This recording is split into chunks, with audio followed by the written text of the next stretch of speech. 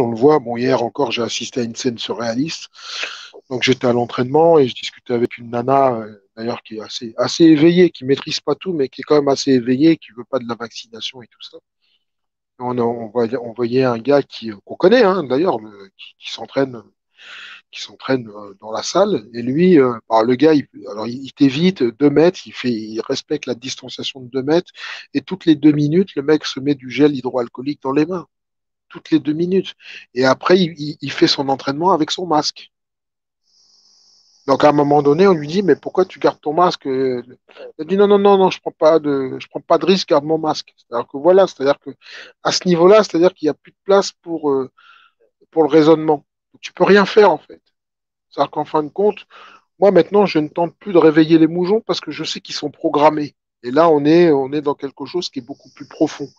On est dans du MK, donc ça sert à rien de chercher à déprogrammer quelqu'un qui est dans une programmation. Et combien même tu le déprogrammes, c'est momentané, comme je te disais tout à l'heure, c'est que le type, il retourne au mainstream et il reprend sa programmation. Donc ça sert strictement à rien. Les gens, ils t'écoutent, ils font ouais, ouais, t'as raison, ouais, c'est vrai, t'as raison, ouais, t'as raison. Une semaine après, tu revois le même, il porte le masque dans la rue, en fait, il a repris tous les codes. Donc ça sert strictement à rien. Donc moi, je pense qu'on n'a pas une trop mauvaise position. Pourquoi je dis ça? Parce qu'il y a la pointe de la pyramide et nous, on est dans le bas de la pyramide. Et puis, il y a ceux qui sont entre les deux couches. Et ceux qui sont entre les deux couches, ils forment la garniture du sandwich. Et je trouve que c'est pas bon d'être la garniture du sandwich. C'est la pire position qui soit. C'est être pris entre le marteau et l'enclume. C'est la pire position.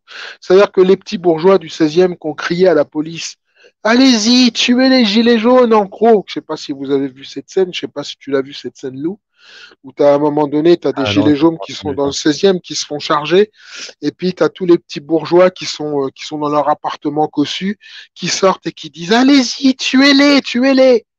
C'est horrible, c'est horrible. La lutte Mais ce des qu'ils classes, savent mais pas, pour de vrai. ce qu'ils savent pas, ces petits bourgeois du 16e, c'est qu'ils vont passer à la moulinette. Comme je le disais chez Pom Pom, c'est la responsabilité des dynasties bourgeoises qui a fait le déclin du pays. Pourquoi les dynasties bourgeoises, elles ont une responsabilité extrêmement lourde, comme l'explique Emmanuel de Bodlomeni? Parce que ces gens-là, en fait, ils ont toujours voulu conserver leur confort. C'est-à-dire, on peut situer ces dynasties bourgeoises entre ceux qui gagnent entre 5 000 et 15 000, voire 20 000 euros par mois. C'est les pires. Ce sont des foulards rouges.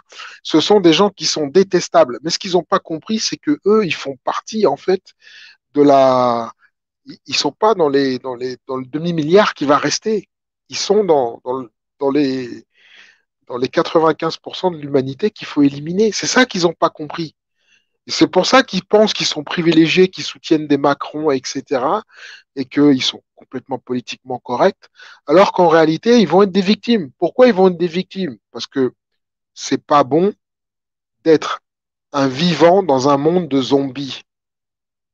Parce que demain, de toute façon, moi, je fais partie des gens qui, finalement, socialement, sont dans une situation qui est vraiment pas reluisante. Donc, le peu que j'ai, je peux le perdre, moi. J'ai pas de problème avec ça. Mais par contre, ceux qui ont des maisons, qui ont des bagnoles de luxe, qui ont des comptes en banque blindés, etc., s'ils perdent tout ça, eux, c'est le suicide pour eux. Parce qu'on a vu une pétasse à un moment donné qui avait un sac Louis Vuitton. Et il y a une nana, apparemment ça devait être une nana des cités, qui lui a fait un trou. Enfin, qui a fait un trou. Moi, elle a écrasé sa cigarette sur son sac pour la faire chier. Alors l'autre, elle a dit, ouais, c'est grave, on est dans le 16e arrondissement, en gros, on se fait agresser par la racaille. Mais ma chérie, tu n'as pas été agressé par la racaille. Pas encore. Mais demain, effectivement, non seulement tu vas te faire agresser par la racaille, parce que la racaille va crever de faim, et on sera tous de la racaille de toutes les façons. Hein. Parce que quand on n'a plus rien, où on va? Bah, là, on va là où il y a des choses à prendre. Bah, on ira chez les bourgeois, hein, on n'a pas de on n'aura pas le choix. On ira chez ceux qui aujourd'hui sont dans le 16e et disent, allez-y, policiers, tuez les gilets jaunes. Bah, on ira chez eux. Ben oui, on n'aura pas le choix. Donc c'est ça qu'ils comprennent pas. C'est ces gens-là qui ont soutenu Macron, qui ont été foulards rouges, etc., et qui trouvaient que les gilets jaunes étaient insupportables. Bah oui, comme disent les constituants, on est des gueux, on est des gueux. Et quand de gueux, on va passer à crève la faim, bah, ça va être compliqué pour les riches, ça va être compliqué pour ceux qui ont des choses à sauver, c'est sûr.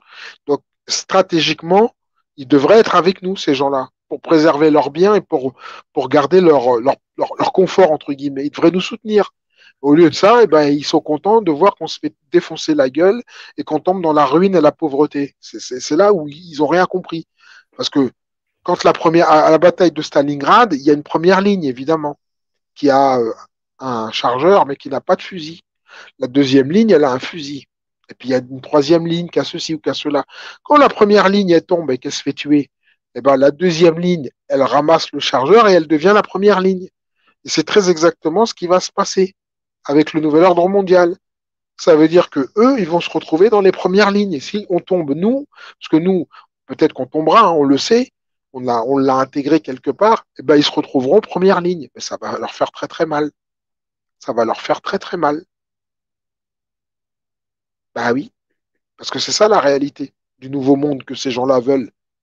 Si tu n'es pas d'accord avec le transhumanisme, d'accord avec l'immigration de masse, etc., enfin avec tous les projets qui sont liés au nouvel ordre mondial, mais tu vas morfler, mon gars. Parce que pour l'instant, ça les touche pas trop, la mondialisation. Ils en profitent. On peut encore s'acheter des sacs chez Louis Vuitton. Le sac à 8 000 euros. Hein.